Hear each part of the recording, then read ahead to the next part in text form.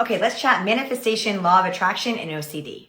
I saw a post the other day that read, every time you obsess about what can go wrong, you're actually manifesting the worst case scenario coming true. For many of us with OCD, one of our worst fears is that our obsessive or intrusive thoughts will manifest. So if you're struggling with OCD, particularly if you're at the very beginning of your healing journey, I want to remind you that thoughts are just thoughts. Thoughts are meaningless.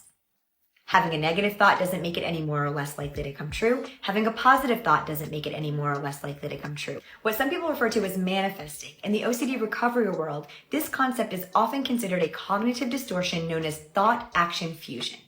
This is where somebody believes that having a thought will increase the likelihood of that thought happening. For example, you may have the thought that someone's going to break into your house, and then you believe because you had that thought, someone's going to break into your house. It's magical thinking.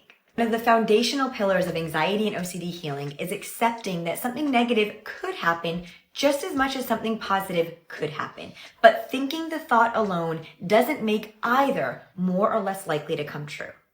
In general, I think Mel Robbins' work is fantastic, and after listening to the podcast episode, I actually agree with much of what she shared. However, I believe that diluting this nuanced topic and oversimplifying it into essentially your thoughts become your reality could be more harmful than supportive to somebody who has OCD. And I share this because I think it's a great example as to why I think it's so important to get the right kind of support for what it is that you're struggling with.